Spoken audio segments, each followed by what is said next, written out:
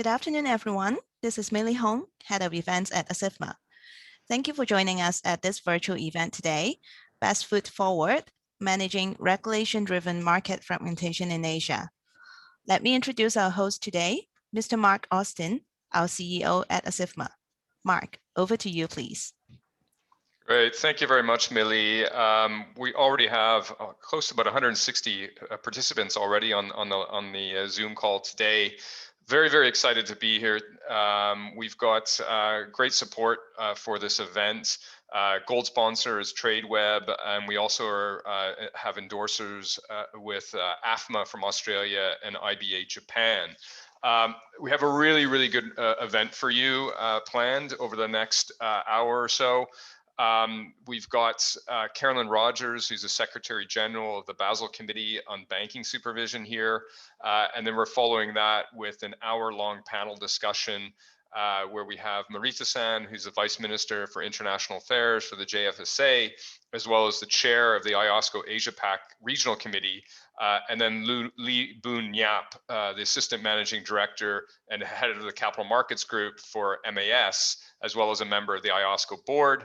And then from the industry, we're very pleased to have Jenny Costco, Managing Director, Co-Head of Government Affairs for Asia Pacific for Goldman Sachs, as well as Stuart James, who also Managing Director in Group Government Affairs for HSBC.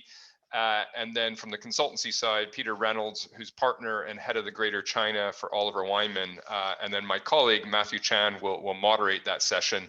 And then finally, some closing remarks from Jennifer Kessler, who's head of regulation and market structure at Tradeweb. Maybe before I get into saying some of my opening remarks, I just wanted to say a few things around housekeeping. If you have any questions anytime, there's a Q&A box at the bottom you can use on the function tool. We'll take those questions at the end of the session. But please feel free to put them in at any time. So maybe before handing over to Caroline, I just wanted to say a few things. I mean, from a point of view of ASIFMA, we find this topic to be extremely relevant. If you remember back on the back of the global financial crisis, we found that there was essentially a lot of extraterritorial provisions that were coming mainly out of the US and the EU, and somewhat justifiable because everyone was trying to save the financial system at that time, and they didn't have necessarily the adequate time to look through the regulations in so detail to understand exactly how they were impacting everyone in the rest of the world. And this caused quite a bit of fragmentation, and I think, as many of us remember, there were IOSCO made an attempt at looking at fragmentation and how do we kind of bring this closer together, and many other bodies did as well. And I think there was a lot of consensus around how do we kind of work better together as regulators to make sure that this doesn't happen again.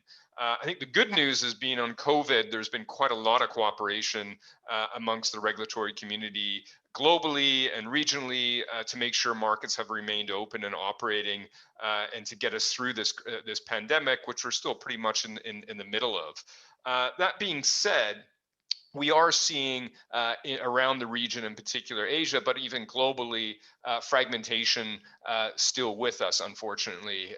A lot of that's around data localization, could be the use of the cloud, it could be around privacy, it could be for national security reasons. There are many things that around the data space that we're kind of seeing a more fragmented agenda, especially here in Asia. And then in addition to that, we're seeing stuff around the sustainable finance market, which is a bit worrying because obviously that's one area where the globe really needs to cooperate to bring about change for the betterment of humanity.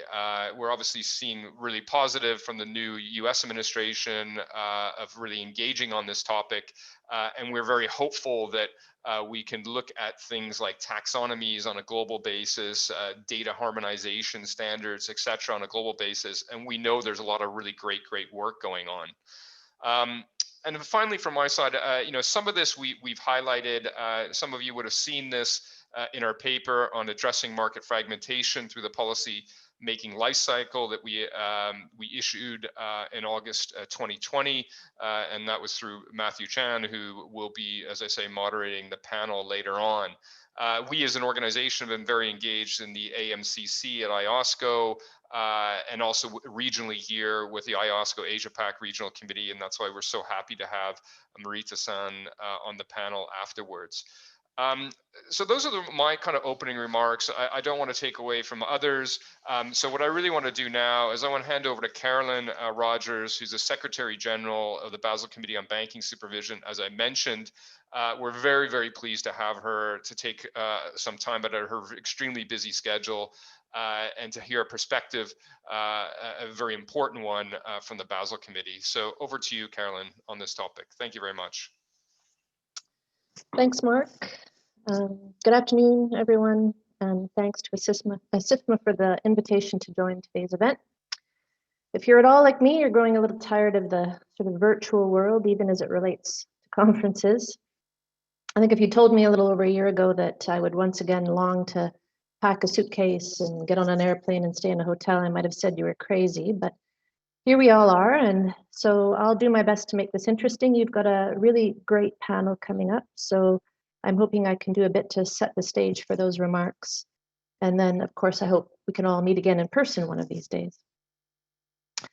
So to begin, let me set out a definition of market fragmentation as the divergence in bank prudential regulation along geographical lines. I think the panel will take up this topic of a definition later as well, but I thought I'd offer my own definition just to ground my remarks a bit. Of course, the topic of cross-border market fragmentation has received a lot of attention over the past few years. In 2018, the G20 leaders stressed that an open and resilient financial system grounded in agreed international standards is crucial to support sustainable growth, and that they committed to address fragmentation through continued regulatory and supervisory cooperation.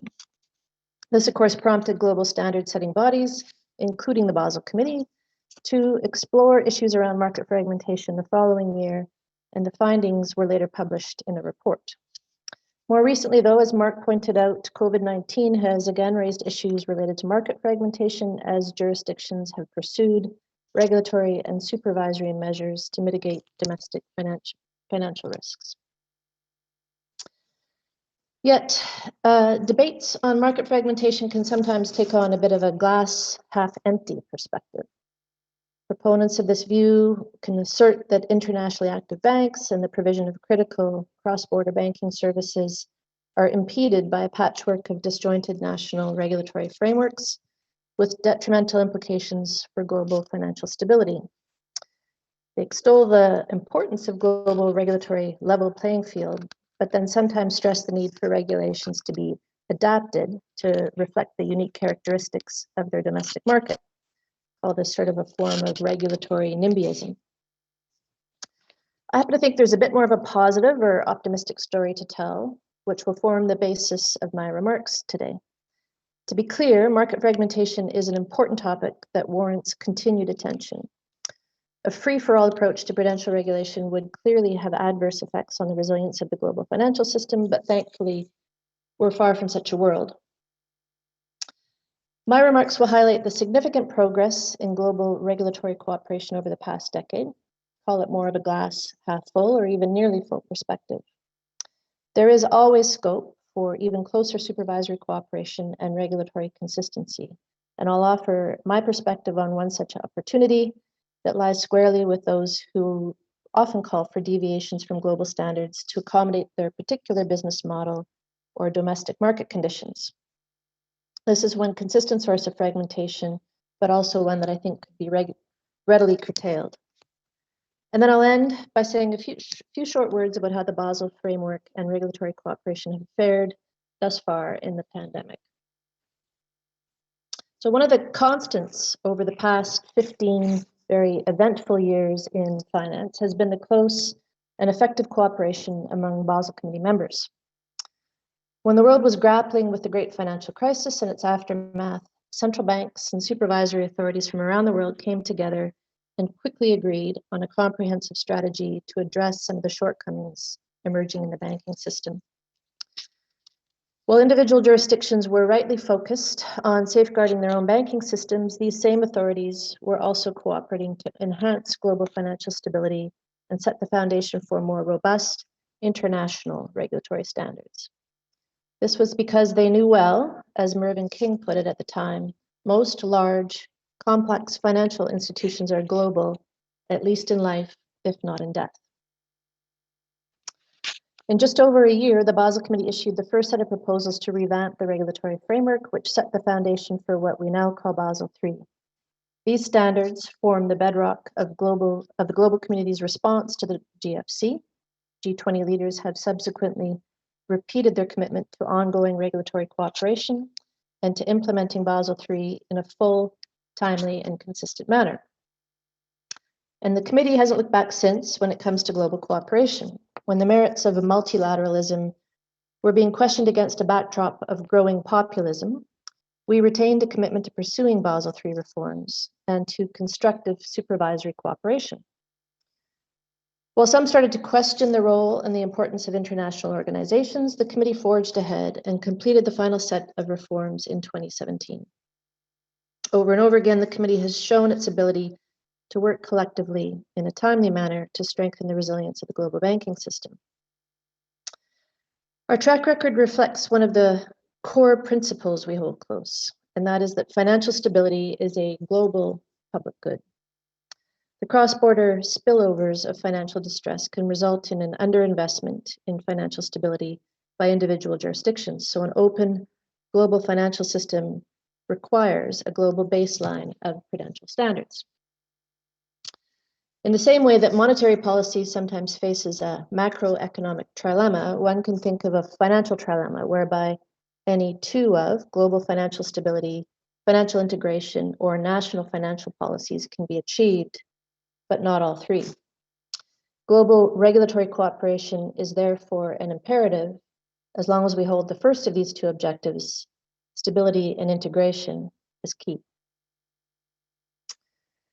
The degree of regulatory convergence in banking is, in my mind, even more remarkable when we compare it to other industries. The number of non-tariff measures, NTMs, which include differences in regulations, has risen steadily and significantly over the past few years. Sectors such as agriculture, textiles, machinery, and electrical equipment have all become more protected over time as a result of NTMs. And as we're seeing during this pandemic, the approval and distribution of COVID-19 vaccines is subject to different national and regional health regulations. Too often, this relative context is missed in the debate around regulatory fragmentation in banking. But I'm also compelled to point out that global cooperation need not mean global harmonization. As you know, the Basel framework comprises a set of minimum standards for internationally active banks in member jurisdictions. Members are free and even encouraged to apply additional standards to reflect additional risks in their banking system. Indeed, it would be somewhat odd to expect a jurisdiction with a banking system that is several multiples of its GDP in size to have the exact same risk tolerance as a jurisdiction with a much smaller banking system.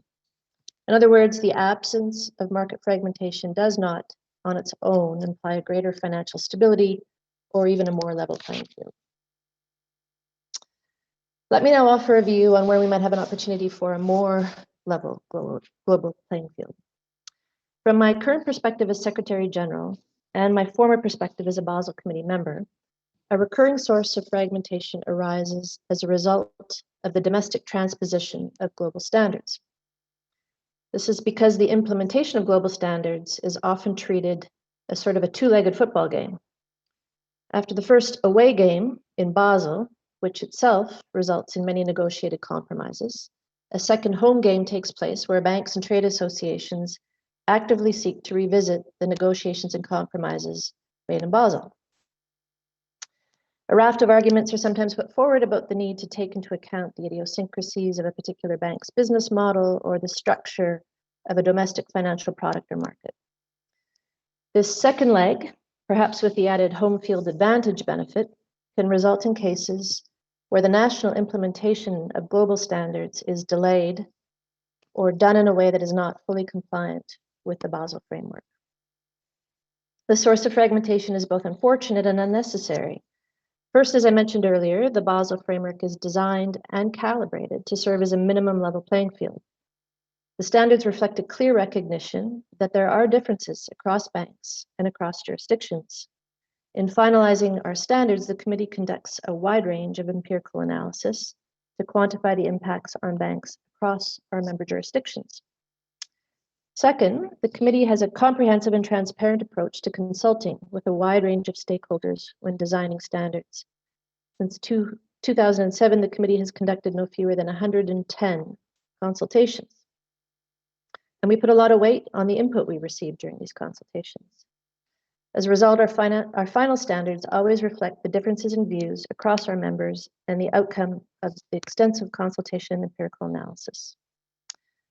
Third, deviations from these global standards are sometimes cited as having a fragmentary effect by market participants themselves.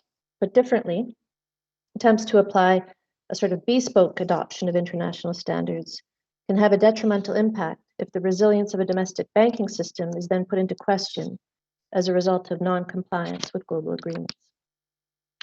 In short, global regulatory standards are in themselves a compromise that already seek to reflect differences across regions, jurisdictions, and banking models. Supporting a consistent rather than customized implementation at the domestic level is one relatively easy and reliable way to limit market fragmentation. Let me end by just saying a few words about the role of regulatory cooperation during the pandemic and in the years ahead. Since the outbreak of COVID-19, the committee has continued to demonstrate its commitment to global cooperation. We've met, although virtually, no fewer than 24 times over the past year. The committee quickly adopted a set of measures a year ago in early March and April to respond to the early stages of the pandemic. And the group of central bank governors and heads of supervision, what we call GHOS, endorsed the committee's decision to defer the implementation of the outstanding Basel III standards by 1 year. Importantly, all GHOS members unanimously reaffirmed their expectation of full, timely, and consistent implementation to the revised timeline. As the chairman of the Basel Committee put it, history has shown that collective measures to tackle global problems reinforce individual countries' efforts. This time's no different. Ongoing global cooperation is key to ensuring a safe banking system that supports the economic recovery. Combating infectious diseases and safeguarding financial stability are both global public goods, which know no borders and require collaboration among all countries. More recently, the GHOS further underlined the need to preserve a global level playing field and to avoid regulatory fragmentation. They asked the committee to monitor the implementation of the temporary adjustments by our members to mitigate current risks to their banking system, with a view to ensuring they are both consistent with the Basel framework and, importantly, unwound in a timely manner. More generally, the committee is continuing to closely cooperate in monitoring the risks and vulnerabilities to the global banking system as the crisis continues to unfold. Banks now have tools in their hands to navigate the choppy waters and ensure they do not become part of the problem. The Basel III capital and liquidity buffers are a powerful lever for banks to absorb shocks and maintain lending. Since the beginning of the crisis, the committee has publicly and repeatedly reiterated this position that a measured drawdown of buffers to meet these objectives is appropriate and that supervisors will provide sufficient time for banks to restore these buffers when economic conditions permit. Looking ahead, regulatory cooperation will continue to be critical to address global challenges posed by topics such as climate risk, cyber risk, operational resilience, and the impacts of technology on finance. Given the cross-sectoral nature of many of these issues, the cooperation will need to be broadened even further and involve an even wider range of public authorities and stakeholders.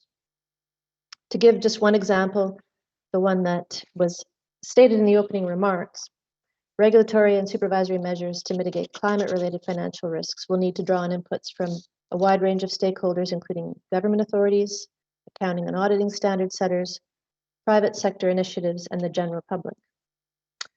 The committee remains engaged in such discussions and will continue to focus on enhancing the resilience of the banking system through close and effective cooperation. Thank you.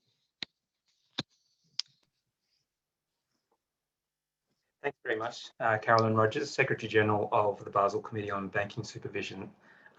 Very much appreciate you being part of today's discussion, and also for some very excellent and thoughtful scene setting. Everything from scene setting in terms of how some of the regulations commenced following the great financial crisis, through to your analysis, including the two-legged football game. So I'll certainly be studying your comments and thoughts in detail. So again, thank you very much for those comments. And please, if you can, I know you're very busy, we'd be delighted if you'd want to stay on and listen to the rest of the panel. But we also understand if you are pressed to do other things.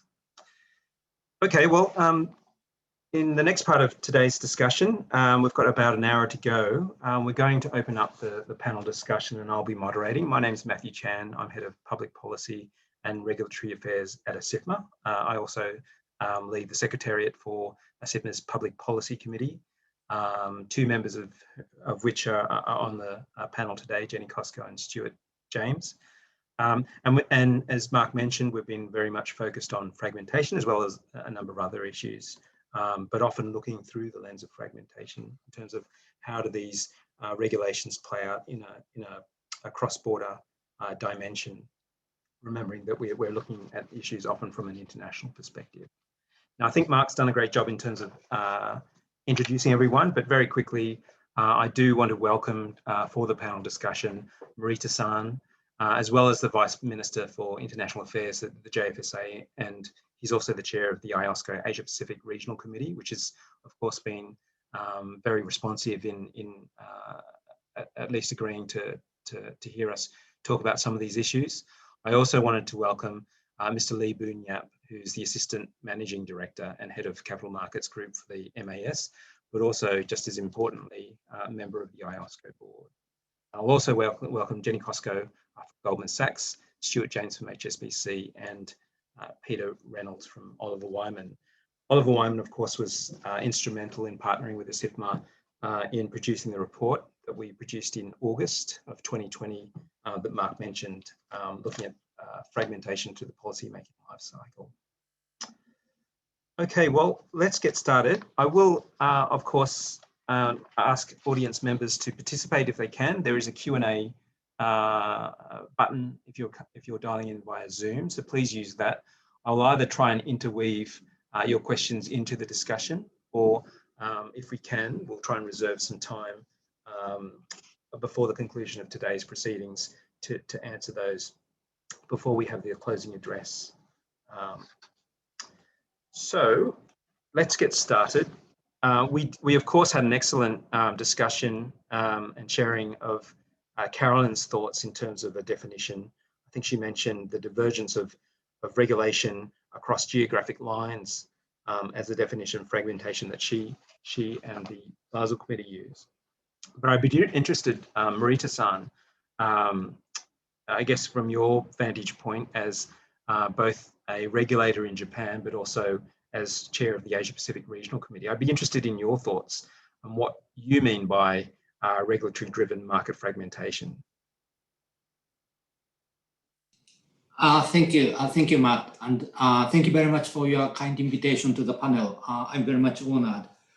Well, as Caroline and Mark mentioned at the outset, that after the Lehman failure, the global regulators made a rush to do the comprehensive regulatory reform. And then there has been emerging issues of market fragmentation. And Japan has picked up one of the priority issues in the context of G20 under the Japanese presidency. And according to the IOSCO, market fragmentation is defined as activities that break markets into smaller segments by geography, by types of products or market participant, in ways that impede the free flow of resources and information between these segments. And the common features would be multiple liquidity pools, a reduction in cross-border flows, increased costs, and maybe potential scope for regulatory arbitrage. So why is the market fragmentation issue particularly relevant to Asian jurisdictions?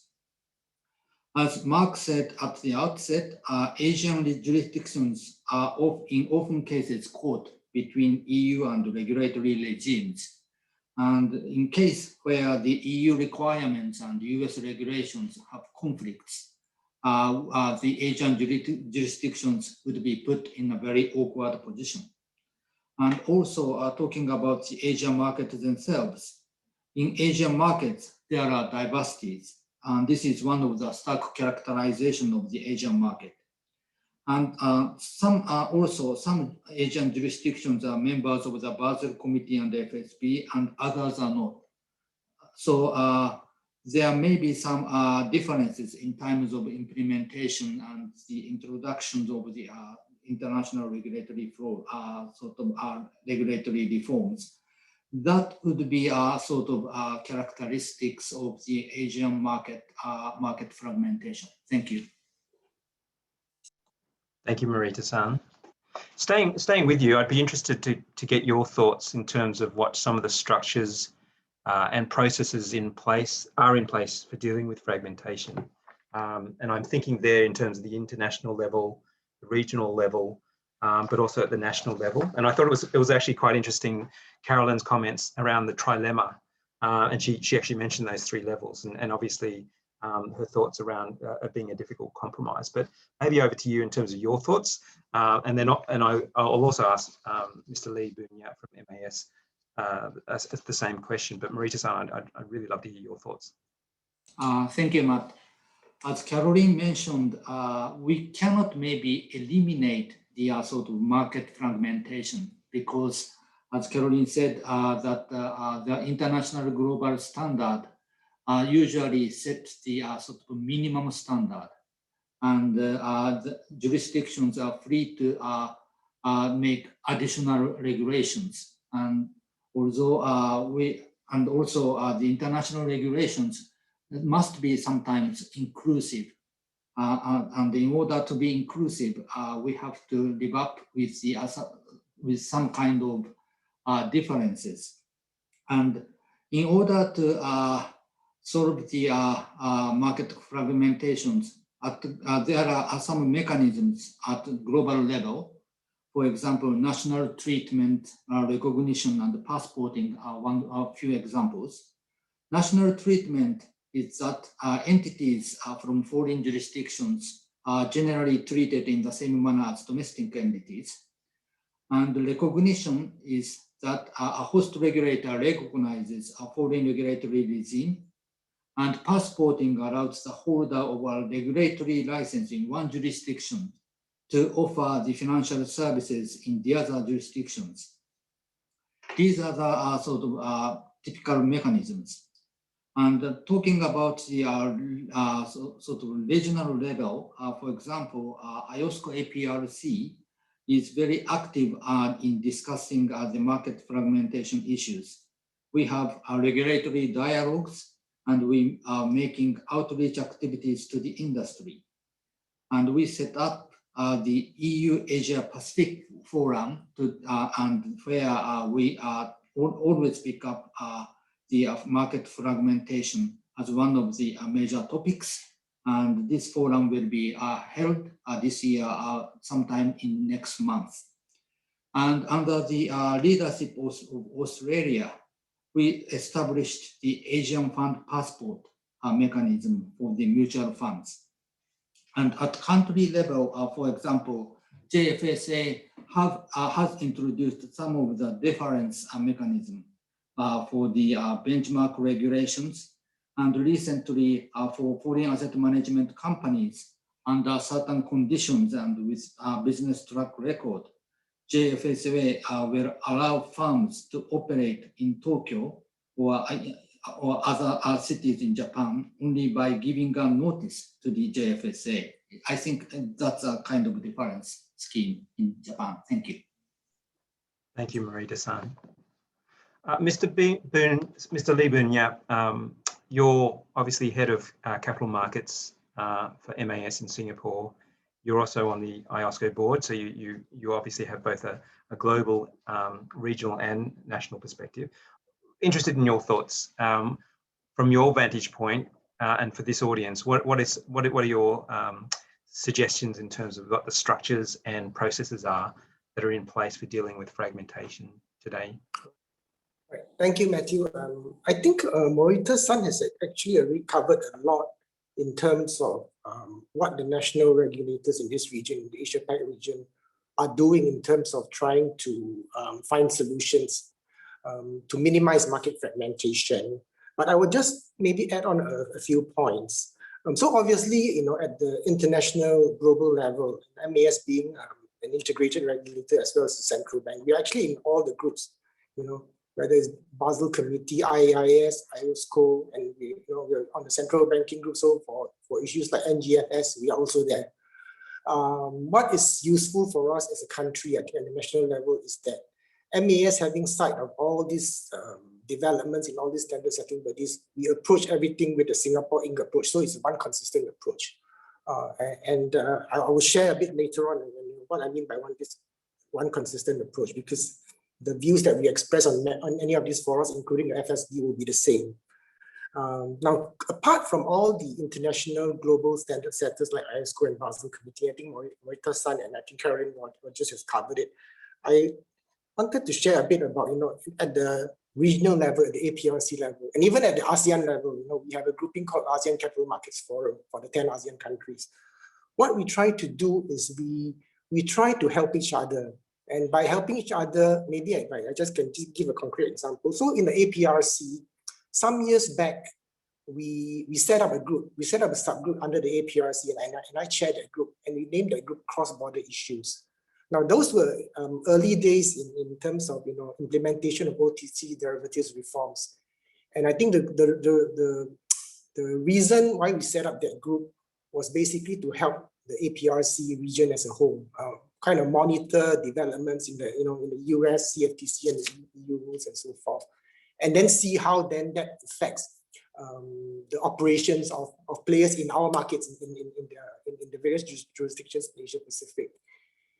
And we actually were quite happy when we suggested we have an EU APRC annual forum at the time, and the EU actually was very receptive, and now it's become an annual affair.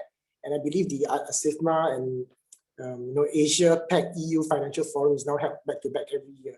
Now that forum in itself has actually enabled Asia Pac countries to really have better insights to understand how the rule-making process in the EU is. Because I think when we all first started, we all thought that, well, it would be good if there can be one set of global rules to rule everybody, right?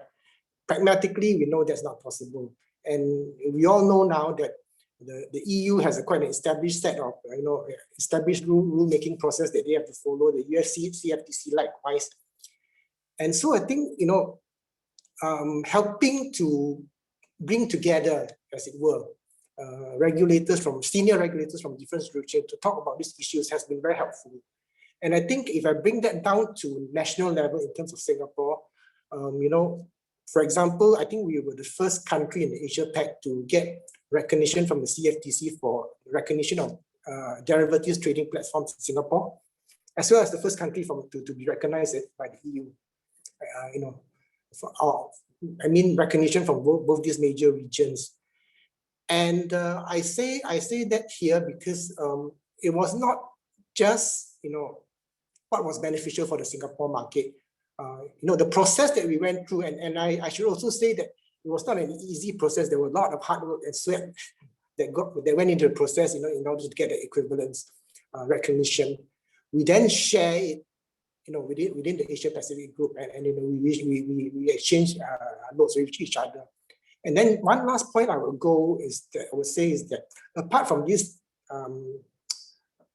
formalized forum, whether it's APRC or the ACMF, our bilateral relations with our counterparts, whether it's Japan, JFSA, Hong Kong, HKMA, HKSFC, and in Australia, RPA, was also useful. So another example I can cite is that, the implementation date for margin rules for centrally cleared derivatives I think we, amongst the few of us, the major markets in Asia Pac, in fact, we had gotten together and we decided that, the globally agreed implementation date, at that point in time, was not appropriate because industry was not just not ready. And all of us kind of talked to our own stakeholders, and we all kind of reached the same conclusion. And it was a question of, should we deviate from the global norm, or should we just follow suit and let the industry deal with it? And we decided that if we're all convinced that the industry was not ready, there's no point pushing it, and then with some unintended consequences down the line. And so the three of us decided that we'll postpone it for 1 year. And in the end, I think the rest of the world follows suit. So I think these are some of the multi-pronged approaches. I would say global, regional, bilateral, as well as informal sharing and exchange of views amongst like-minded regulators.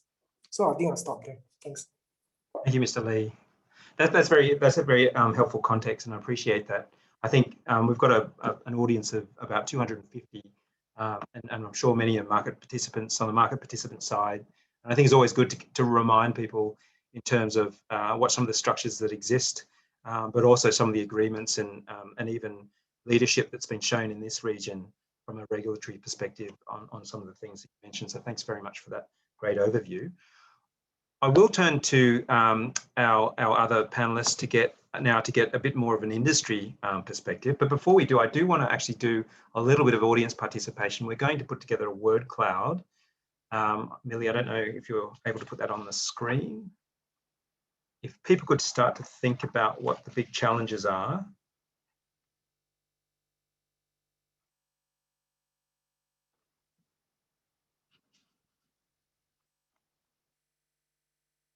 Great. So in order to participate, you can either use the barcode on your phone, or you can actually just on your laptop browser go to slido.com, and then when it asks you, type in that code, hashtag W685.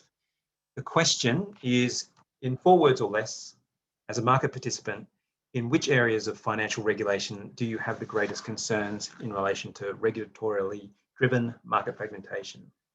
So which areas of financial regulation do you have the greatest concerns in relation to market fragmentation? So we'll see how that plays out.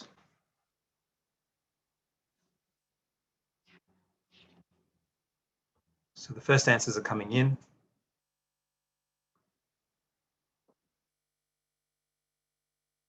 So some people have mentioned data, both in terms of data onshoring, data localization. Oh, we just changed. Some have mentioned reporting,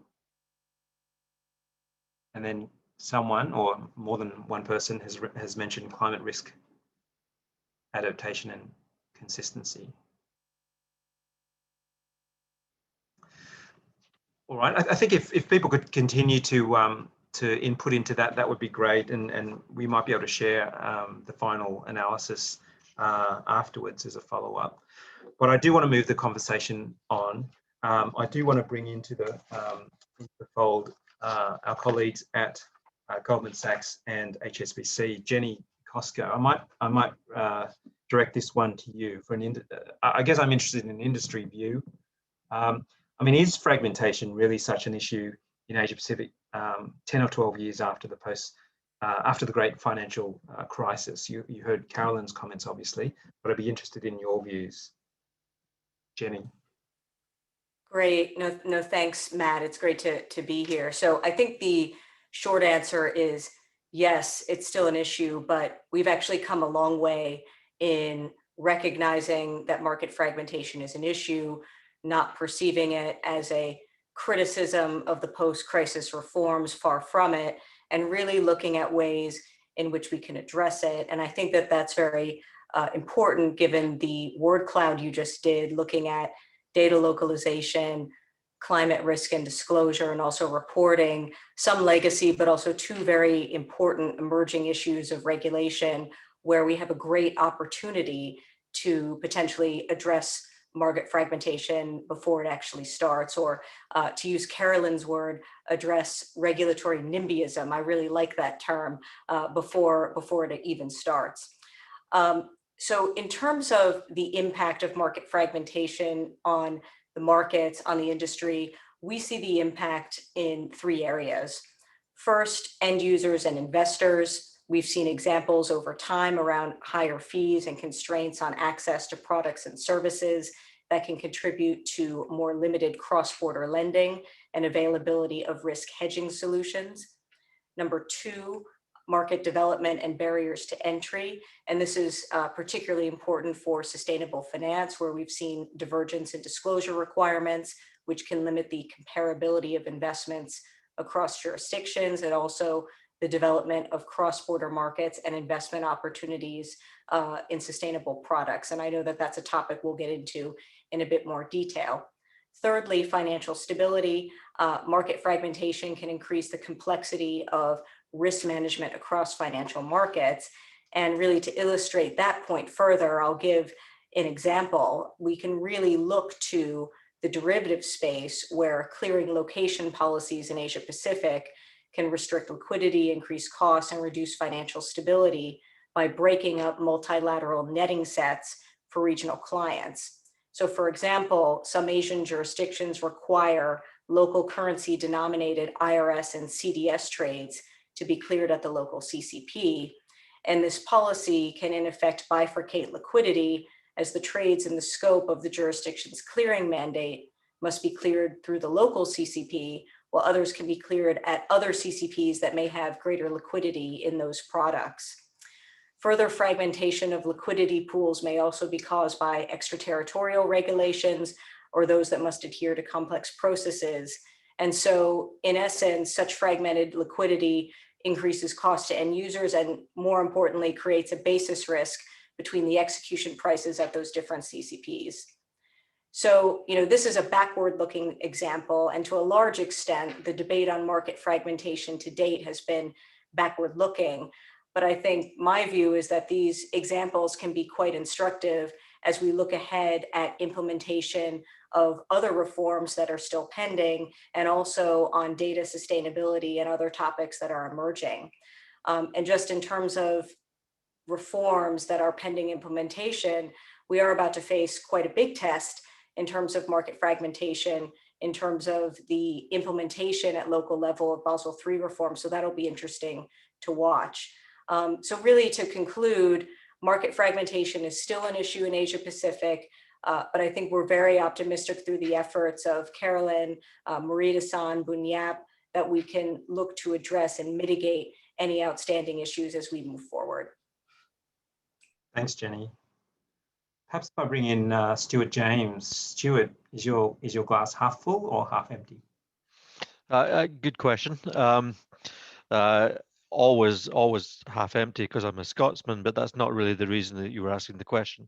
I will pick up where Jenny left off, in the sense that when we look at the experience of COVID, there's been a lot of very valuable international cooperation.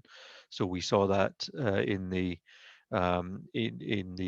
delay to the implementation of Basel III, the Fed swap lines, which were a concern as we thought about a future crisis, but they were there in the event, and extremely necessary and helpful. And on pro-cyclicality, we saw the potential for deteriorating credit outlook and volatility to sort of interact with the regulatory framework in a way that might have prevented the industry from stepping up to help the economy in the crisis. But again, the regulatory community recognized that and took some mitigating measures, which was extremely helpful. But there are areas of concern and fragmented approach. I mean, one is the lack of a coordinated approach to dividends and restrictions thereof, and that has had the impact, I think, of making some host regulators a little bit more reluctant to see capital returning to headquarters. It's been widely discussed that capital buffers have not operated in the way that perhaps they were expected to in a crisis, and there might be many reasons for that, but I think we have a collective industry and regulatory need to get to the bottom of that and try and make sure that they do operate the way they need to in a crisis in the future. And some of these pro-cyclicality issues You know, the solutions are in effect temporary, but they may be tested again as governments begin to withdraw their support mechanisms. So there may be some permanent lessons to learn from the framework, which again we would want to learn on an international level rather than in a fragmented way. But the other issue that I would highlight, and it comes up in the word cloud, particularly on the back of COVID, is data, because as we all know, and as indeed, you know, a webinar like this is another demonstration of, we're doing so much more on digital now, and it has really accelerated the process of digitization and data-driven business models. And that's an area where we do still see a very fragmented approach within Asia, but also internationally to these issues of data and digital. Now, ASIFMA, as you know, did some very good work, I hope, on this over last year, and it highlighted two particular areas of concern in that data space. One was that if you look at the treatment of financial data and the place of financial regulators within domestic agency cooperation frameworks, these are very different. And second, on the storage, use and transfer of data itself, there's very different approaches. And I think we would like to see greater coherence in approach there. That's not just self-pleading and costs to the industry. I think that's also about how we can meet very appropriate regulatory concerns. So a fragmented approach makes it more difficult for us to have a complete risk profile of clients. It can make it more difficult for us to meet financial crime objectives in a way that we would want to. Even perhaps to give timely, immediate, and full access to regulators in the event of an investigation. And generally speaking, from a cybersecurity point of view, if your systems are all fragmented, it's more vulnerable. There are more points of vulnerability than there would otherwise be. So we think there's a collective need to look at this. Two things we might look at. One would be to have some sort of global approach that would get an agreement on how to treat financial data and in particular, and getting that on the agenda of the international not just regulatory bodies, but governance bodies, because it's a wider issue than just finance, I think would be helpful. But second, also, there are a number of trade agreements, both multilateral and bilateral in the region, that I think are going in the right direction here.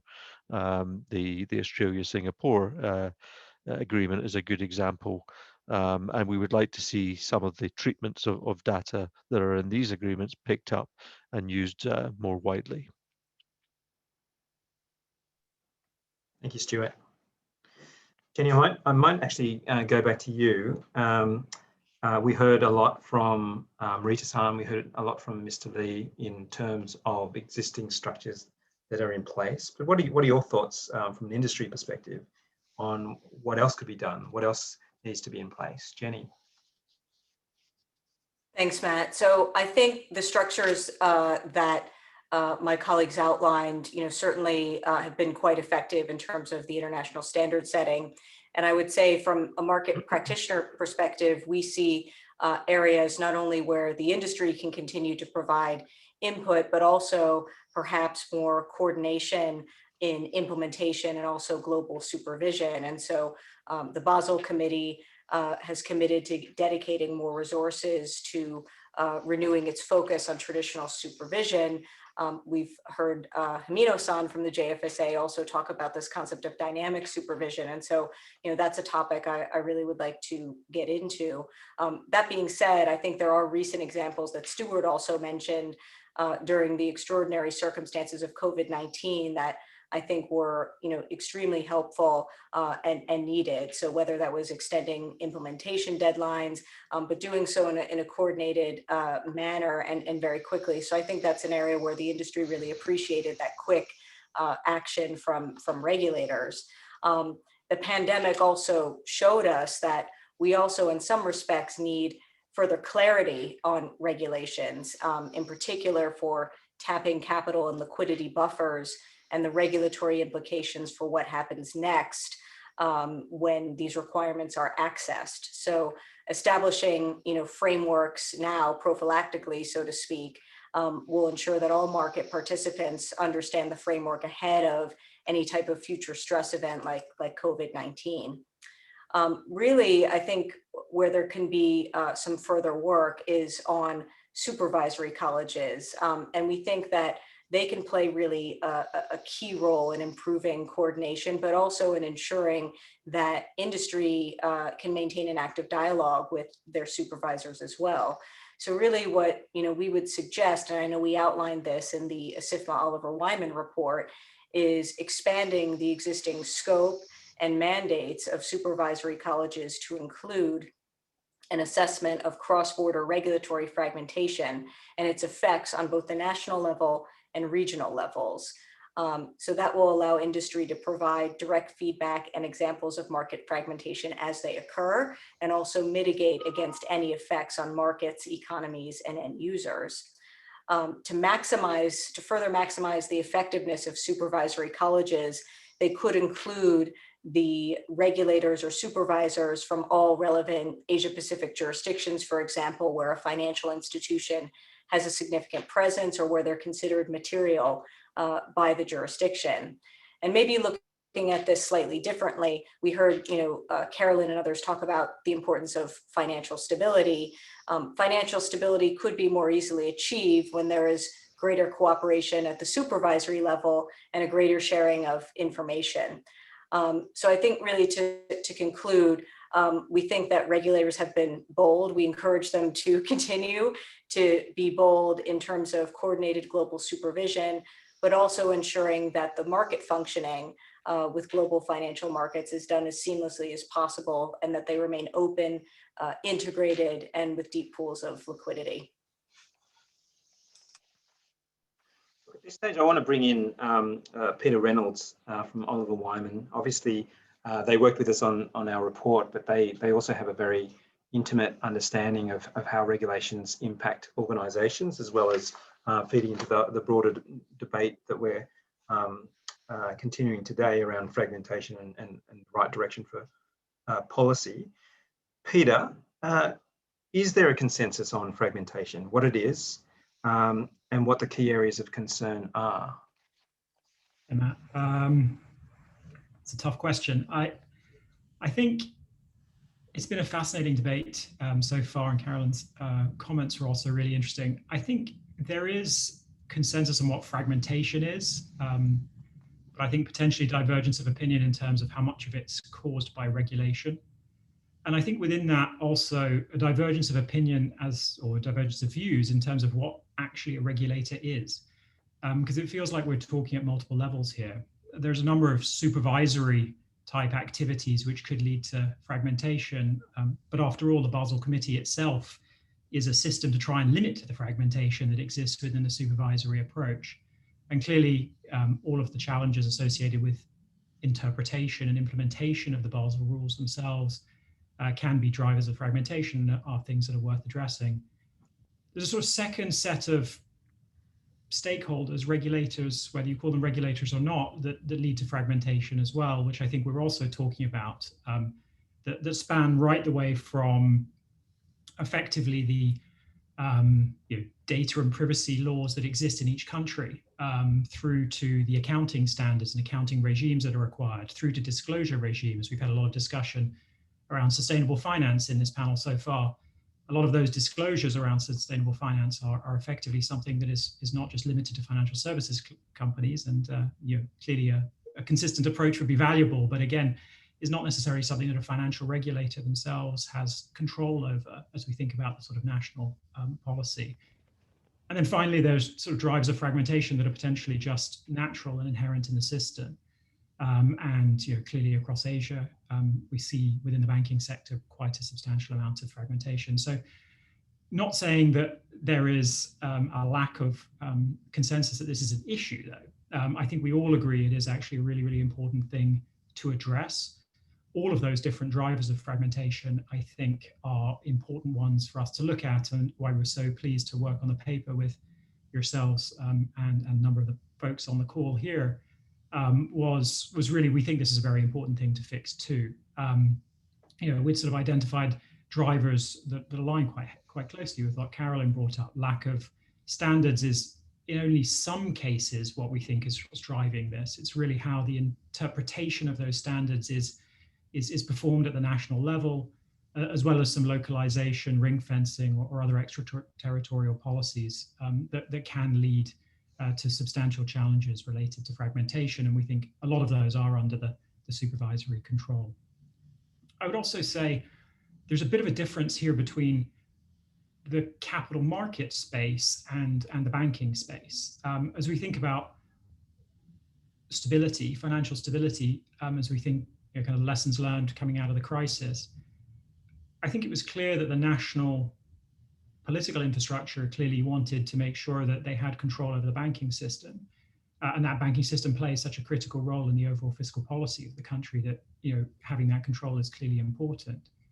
When we think about capital markets, however, and some of the points that Jenny was raising around depth of liquidity pools and lack of hedging strategies that may exist, I think that's really something critical as we think about the Asia-Pacific markets, because at least from our perspective, the lack of depth in capital markets here is something that's holding back potential growth. The infrastructure investments that are required across Asia are obviously substantial. And so as we think about fragmentation, it's quite important, we think, to sort of peel it apart a little bit and think both the sort of sources of different sources of fragmentation, whether that be supervisory, regulatory, broadly defined, political, or more broad than that.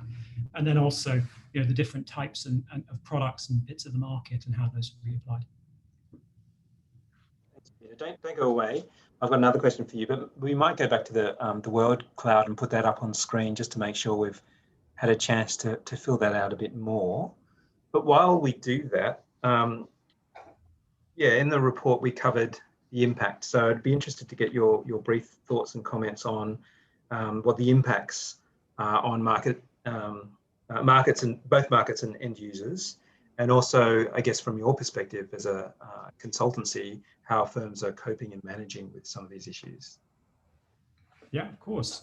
So, I mean, I think the impact here, the most important impact is really on the end users. So I think, as Jenny quite rightly brought up, the economic costs are clearly material. And our view is we do a lot of consulting work for banks, but we also do a lot in the infrastructure and real economy space.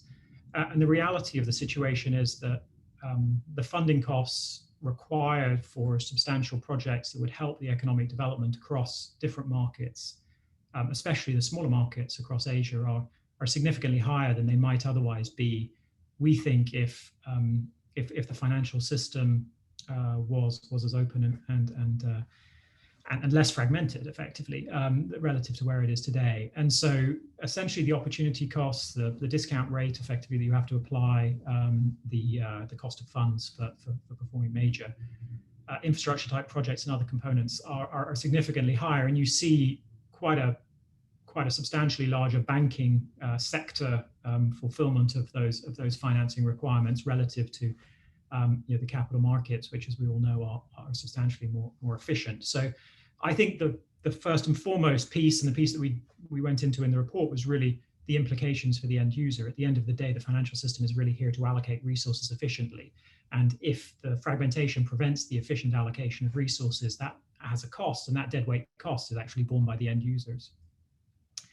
There's a knock-on effect on market development, clearly, as we think about the ability for markets to develop into sort of substantial financial centers, and the lack of product availability across each of those is, we think, a substantial cost that needs to be taken into account.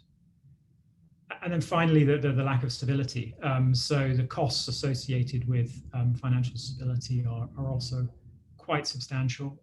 The lack of capability for the real economy participants to hedge the risks that are inherent in their portfolio and manage those in an effective and efficient way is obviously substantial, and leads to sort of broad economic system-wide risks, but also risks squeezing some of that into some small pieces of the financial system.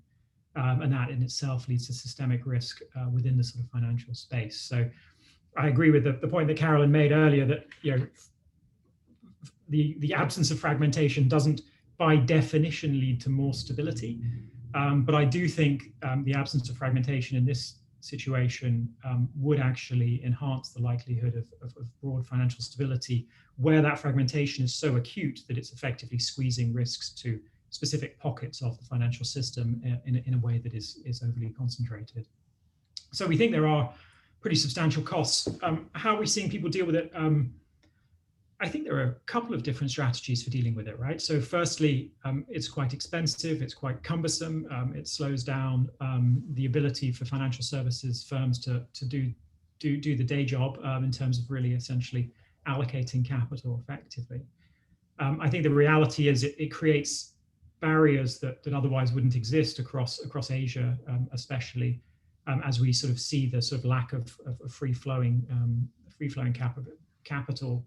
But at the end of the day, we see our financial services clients come to us quite often and make a point that their financial services firms are not providing them with the service that they would love to have. And the reason for that is not that the financial services firms don't want to, it's sometimes being driven by precisely the challenges that exist within the sort of fragmented landscape. And so that opportunity, we think, in the real economy for the financial services to play a higher growth is really the most important part as we think about why this is such an important issue to be tackling, and kind of why it's fantastic that you guys are hosting this and continuing the discussion here. Thanks, Peter. Look, I want to change tack in some of the time that we have left. A couple of you mentioned sustainable finance. It'd be great to have maybe spend a few 5 minutes talking about sustainable finance. I might turn to Lee Boon Yap from MAS. Obviously, MAS has been very involved in green and sustainable finance. You've recently convened the Green Finance Industry Task Force. You've got a consultation out on a taxonomy and with some potential for that to be used across ASEAN. Mr. Lee, would you like to comment a little bit around sustainable finance and how you see that from an MAS perspective?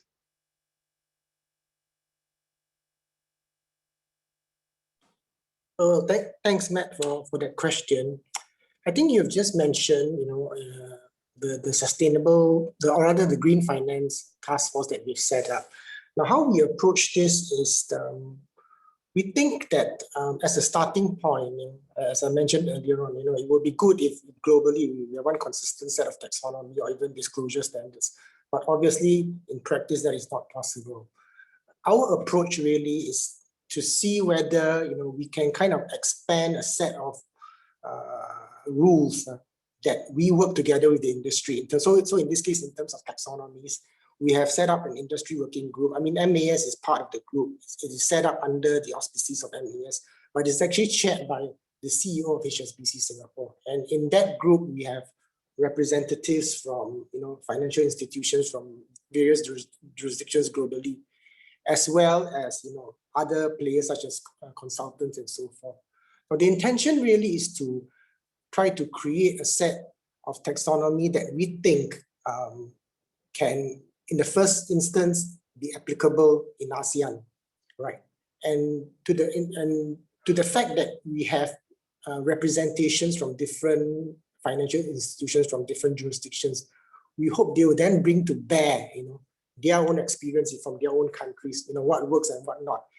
And the idea is that we create something that is interoperable with what is already available out there. So I mean, is that we are all very familiar with EU, is most advanced in their own taxonomy. China has their own taxonomy, and various regions, even in ASEAN, some countries are coming up with their own taxonomy. But what we're trying to do is to come up with a common set where it is interoperable. So it may not be identical, but it's interoperable. Now, of course, the difficulty is then, how do you make it interoperable? And I think here is where, we actually are quite reliant on feedback, on the inputs and the drive from the industry players.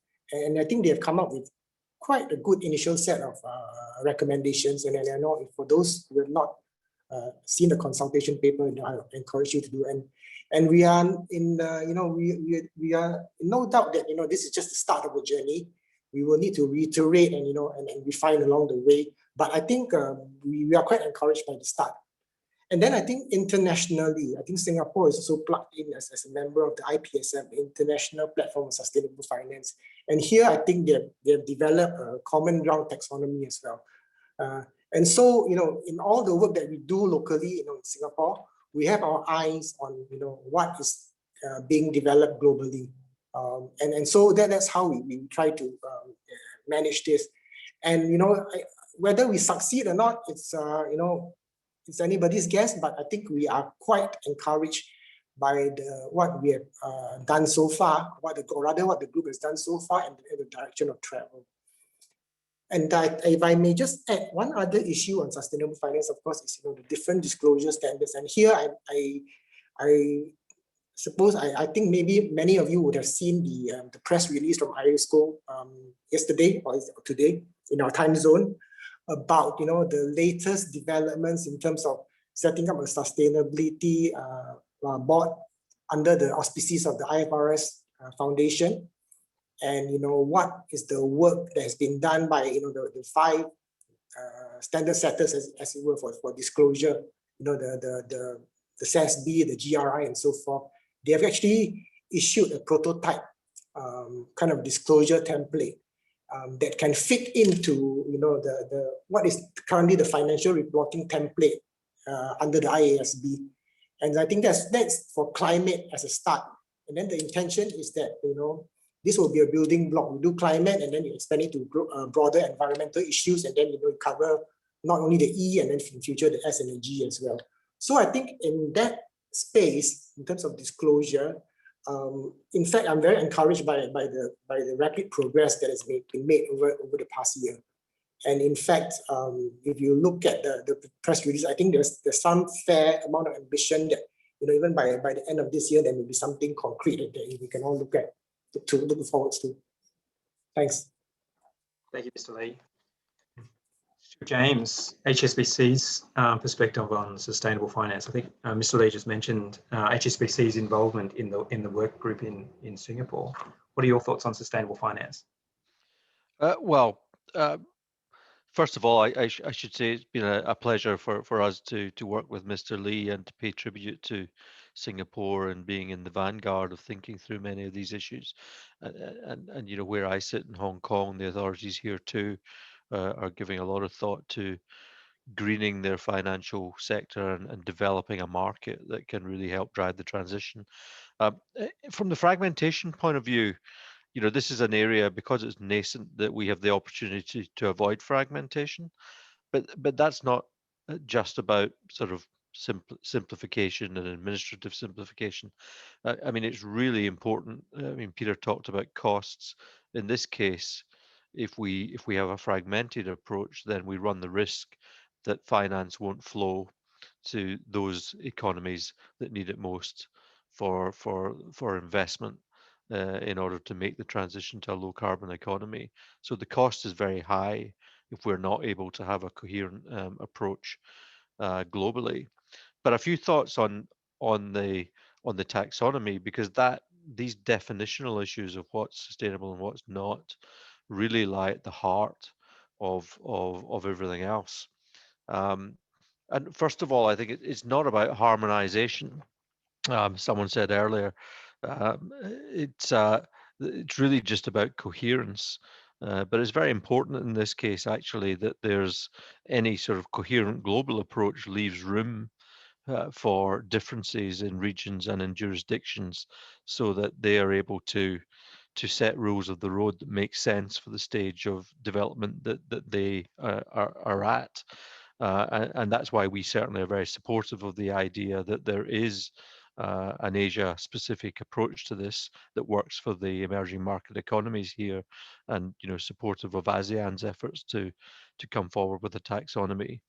I think any taxonomy needs to cover, obviously, the most important activities and sectors from a climate change point of view that are key to making the transition. And of course, it should also cover all the the financial products and markets that are going to intermediate credit supply and investment for these economic developments.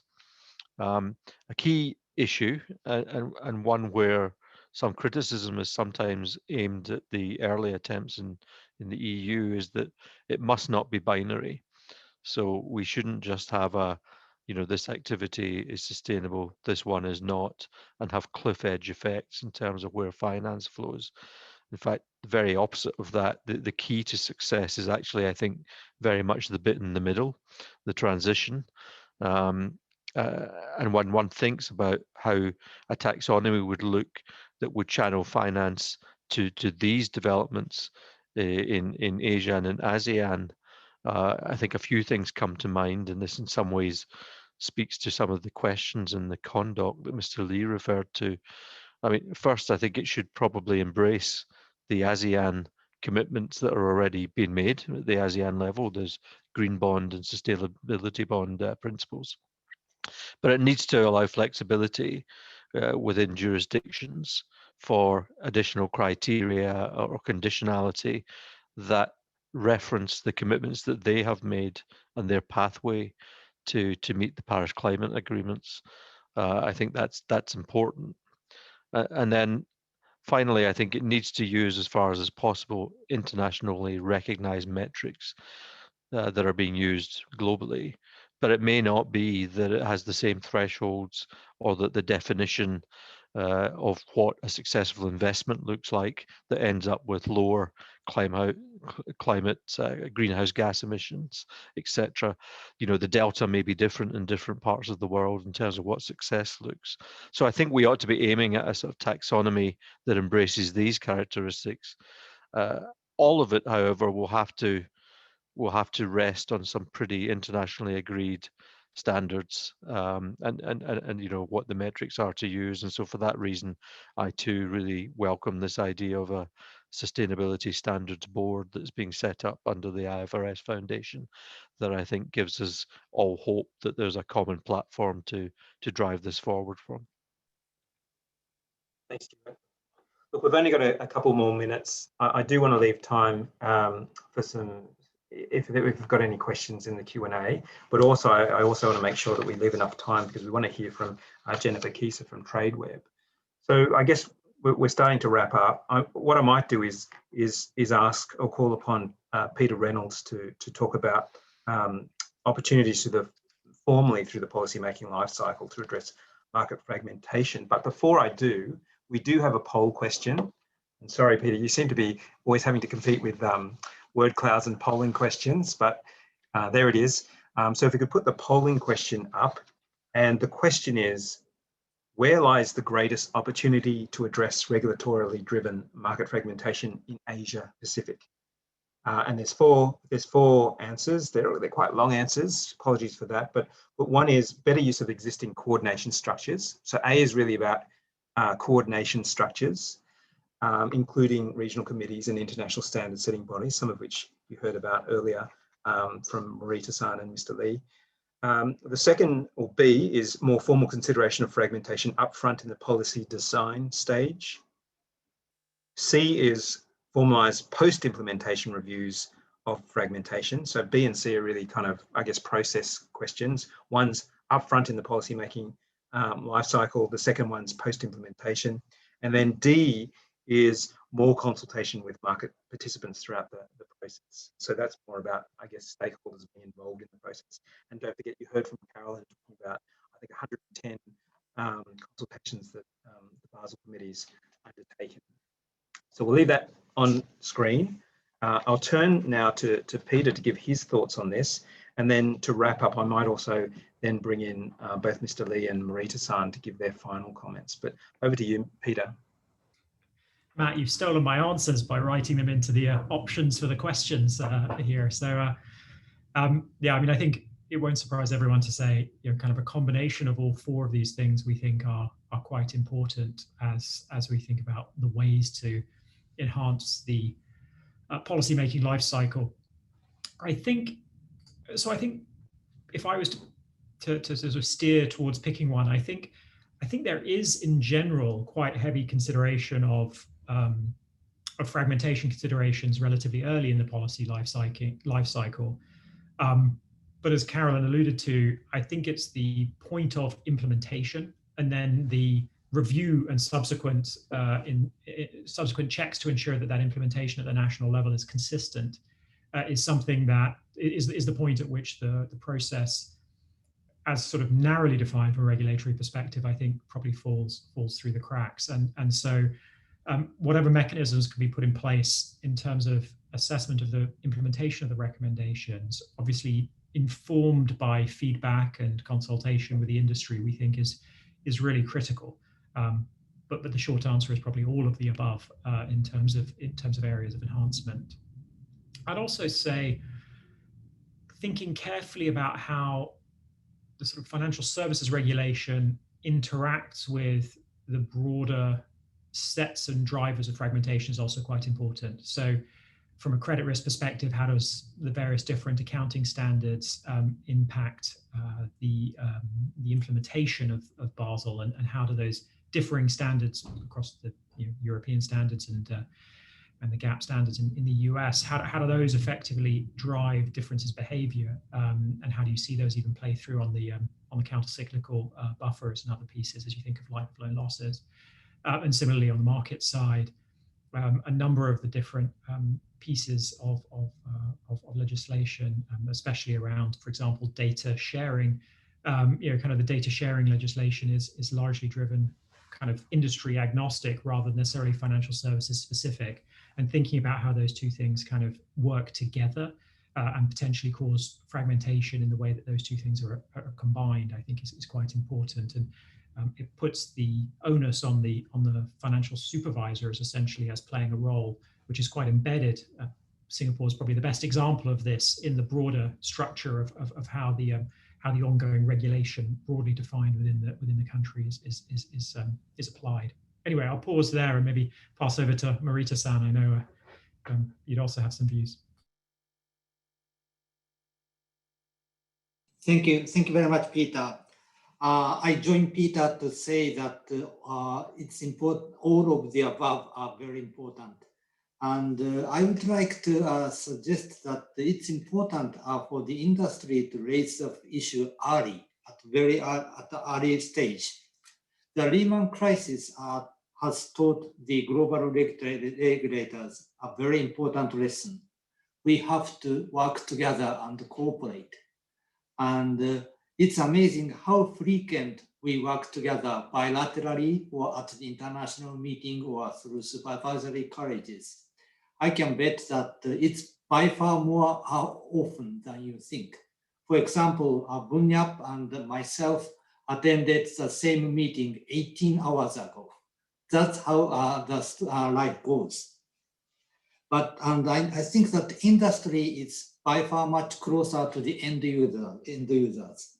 So industry can raise the issue preferably with evidence and with specific impacts on market and end users, and preferably through industry bodies like ASIFMA, GSIFMA, or IIF.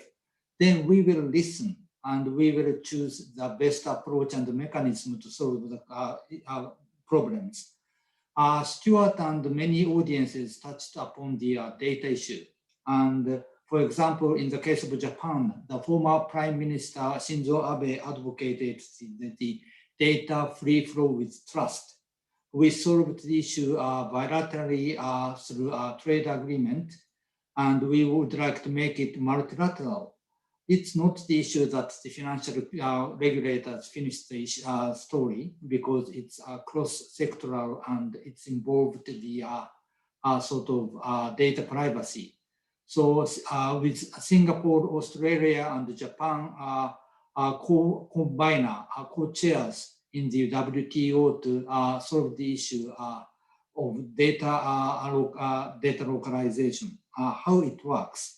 So please raise the issue to the financial regulators at an early stage, and then we will consider and we will work. Thank you. Thank you, Morita-san. Mr. Lee, did you want to offer any final comments yourself? Thanks, Matt. Maybe just one final comment. So I fully agree, and what Peter and Moritasan said, has lots of traction in me. Now, in addition to A, B, C, D, I would even like to expand D.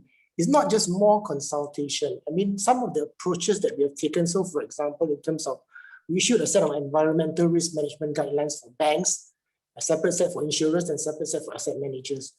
That was actually co-created with the industry. So it's not just consultation. At the creation stage, that was co-created with the industry because we thought that in some of these newer areas, industry is best placed to tell us what is the latest techniques out there, in terms of best practice, in terms of managing environment risk management guidelines.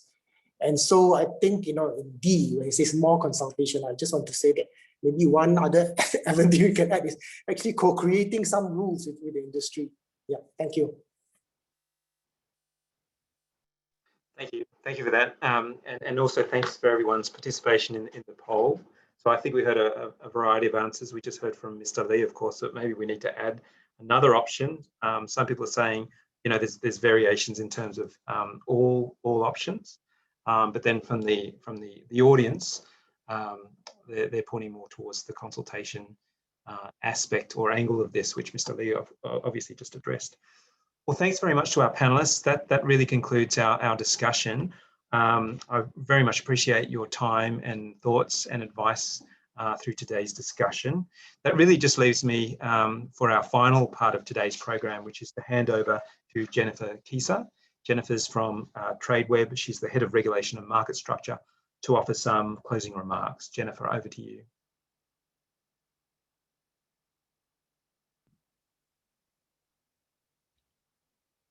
Thank you very much, Matthew. I think I'm just, yes, okay, got it. The video is just coming up. Thank you very much. So good afternoon to those of you joining from Asia, and good morning to those of you joining, like me, from the UK or Europe. The panel before me led an outstanding discussion on the topic of regulatory-driven market fragmentation. The approach to tackling the topic is as nuanced as some of the answers provided by the panelists, by which I mean that there is no one-size-fits-all approach, nor are there right or wrong answers. As was already noted by the panelists, various factors give rise to fragmentation, and further varied approaches can sometimes deepen or level this fragmentation. The headline of today's virtual event focuses on market fragmentation driven by regulation. And so what I would like to explore with you is what drives regulation, which then inevitably drives market fragmentation.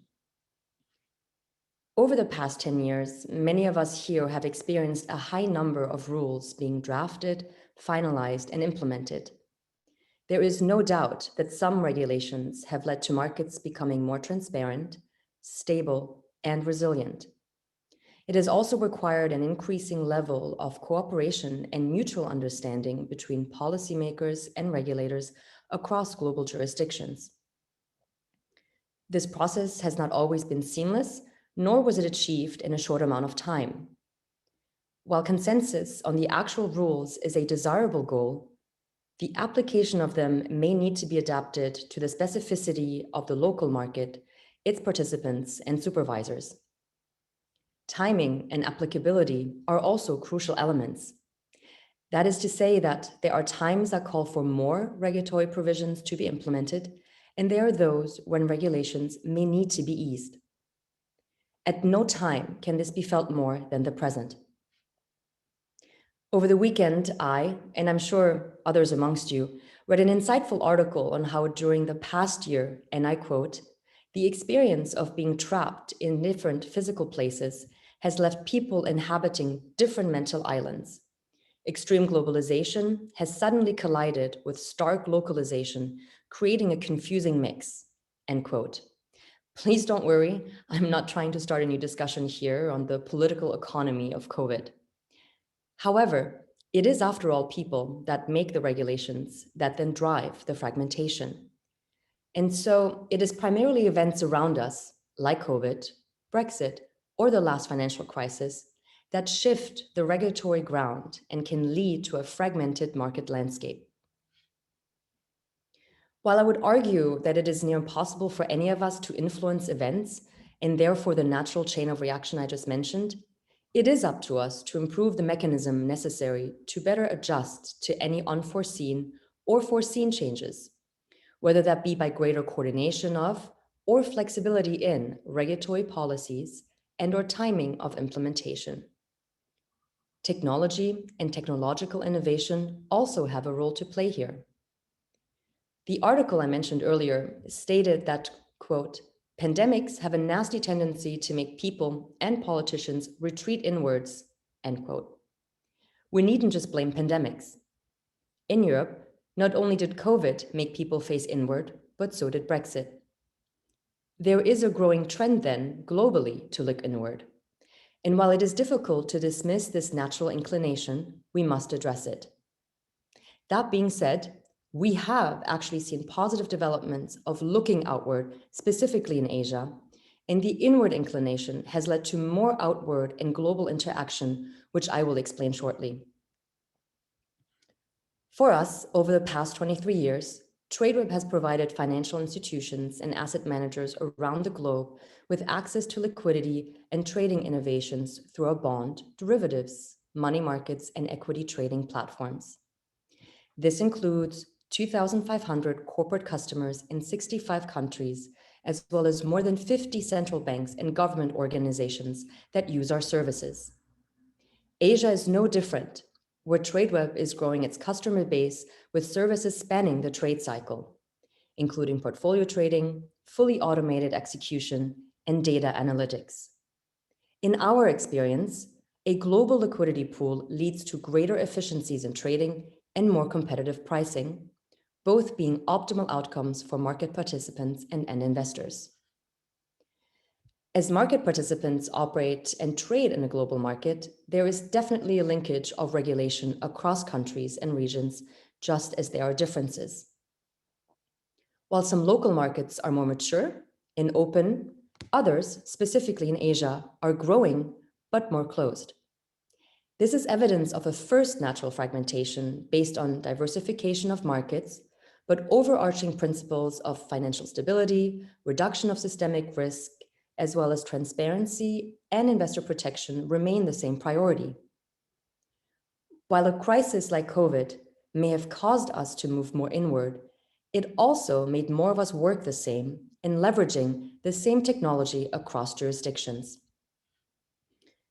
We already witnessed a trend towards more electronic trading and digital workflow at the beginning of last year. But that trend has accelerated in the current environment. In March 2020, Tradeweb averaged $1 trillion in trading per day for the first time. To put that in perspective, that is 41.5% more than what we saw the same month in 2019. In January of this year, we saw this phenomenon continue and announced record trading activity with over 1 trillion in ADV recorded. Since March last year, the work from home fostered even more behavioral change and led to two interesting trends during this period. Firstly, higher e-trading adoption was evident across products and protocols. We set volume records in nearly every asset class during the first quarter of last year, including the ones that are typically the least electronic. Secondly, our clients deepened their engagement through technology they may not have used before. For example, they turned to our portfolio trading solution as a means of achieving certainty of execution for packages comprising both liquid and illiquid bonds, particularly in highly volatile market conditions. Fragmented, you may ask? We think not. Apart from addressing the COVID-19 pandemic, countries like China have moved forward in internationalizing their financial markets, especially in the fixed income space. Chinese regulators have continued to push ahead with measures that increase connectivity between the world's second largest bond market and the rest of the world. For the global investment community, this means greater and timely access to one of the few major fixed income markets where bonds are offering positive yields, as the debt of many large economies has been pushed further into negative territory due to high levels of demand for government bonds. Market structure is an especially important topic for China, as international investors have only had streamlined access to onshore bonds for a few years. Ever since the launch of China Interbank Market, CIBM Direct, and Bond Connect. And although electronic request for quote, or RFQ, has been available on Bond Connect since its inception, CIBM Direct still required traditional phone-based pricing until August 2020, when it introduced an electronic RFQ trading overlay. Technological innovation and adaptation helped reduce fragmentation in this case. And trading platforms in particular create a uniform experience for foreign investors in China. An investor accustomed to using an electronic trading platform to make their trades typically prefers to have the same functionality across markets. On a similar note of functionality across markets, the decision of Singapore to seek equivalence on a derivatives trading obligation regime with the US and EU should be seen as a further encouragement of reducing fragmentation, even if regulatory-led. As I noted earlier, human behavior will drive local markets to usually do what is best for them. COVID or no COVID, Brexit or no Brexit, crisis or no crisis. As a result, the implementation of regulations can therefore lead to fragmentation and eventually varying outcomes. Technological innovation can help, and any event can become an opportunity to bring more of us together, letting technology connect us. Market fragmentation in itself cannot be avoided, but the degree to which this fragmentation occurs and the level of communication and cooperation that exists to mediate it is something that policymakers, supervisors, and market participants should all strive for. Electronic trading platforms also have a role to play, that of facilitating access to liquidity regardless of market conditions. Last year was proof that they can function even during prolonged periods of market stress, helping to ensure safe, orderly, and efficient markets. Looking ahead, we expect technology will continue to unlock new ways for market participants to conduct their business and help them overcome present and future fragmentation challenges, whether regulatory driven or otherwise. Thank you very much. Thanks so much, Jennifer. That was a very helpful insight, and obviously you've also helped us frame the discussion both in terms of a global perspective, but also the role of technology. So very appreciative of that. Thank you. That really brings us to the close of today's proceedings. I think we've had a great and thoughtful discussion. My thanks absolutely to Carolyn Rogers, to Mr. Lee Boon Yap from MAS, to Marita-san from JFSA, as well as Jenny and Stuart from their respective firms, and also Peter Reynolds. I think we've covered a whole lot of topics. We've moved from the great financial crisis right through the recent pandemic, or the crisis that we're kind of living through now. We've touched upon glasses half full, half empty, two-legged football races, matches, regulatory NIMBYism, just along the way. So hopefully it was an enlightening conversation. And thanks again also to the audience for their participation. I don't think in the end we got too many questions, so obviously we've done a good job in covering most people's concerns and questions. So I will leave it there. I'll wrap it up. Thanks again to everyone, to the audience, and I'll hand over to Millie now. Thank you, Matt, and thank you everyone for being with us today. We'll be sending you an email within the next couple of days, which contains the link to view the recording of this session, which you may feel free to share it with your contacts. We will have another virtual event on Friday, 12th of March, which is the 7th EU-Asia Financial Services Dialogue. This is co-hosted by ASIFMA and A4 Consulting, and we will have heavyweight regulators from both EU and also Asia. For details, please scan this QR code on the screen, and this event is free to attend. So I encourage you to sign up now before we reach maximum capacity. Thank you again, and I hope you a good evening. Thank you very much.